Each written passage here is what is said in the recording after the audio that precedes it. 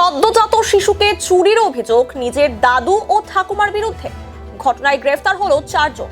ধৃতদের নাম নন দাস, বেলা দাস, রজত বিশ্বাস এবং সোমা বিশ্বাস।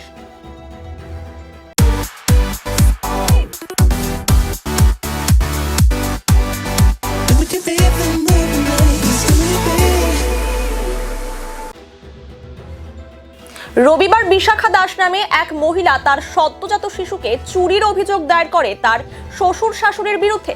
অভিযোগ, গত 7 ডিসেম্বর উত্তরবঙ্গ মেডিকেল কলেজ ও হাসপাতালে যমজ সন্তানের জন্ম দেন বিশাখা, কিন্তু তাকে জানানো হয় যে তার 2 সন্তানের মধ্যে একজনের মৃত্যু হয়েছে।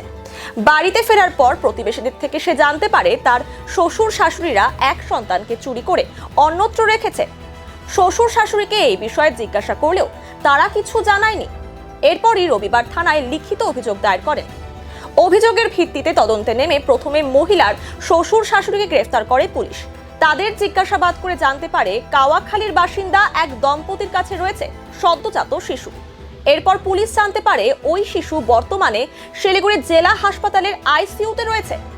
অবৈধভাবে সদ্যজাত শিশুকে রাখার অভিযোগে ওই দম্পতি রজত বিশ্বাস এবং সোমা বিশ্বাসকে গ্রেফতার করেছে পুলিশ।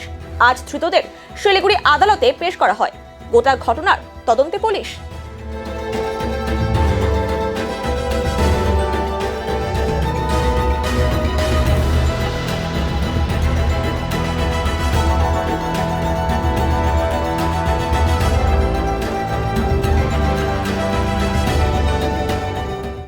पचास 50,000 लोगों को अपनी मंजिल से है जोड़ा और नई उत्साह के साथ आए हैं फिर से थामने आपका हाथ। श्री शांति होंडा।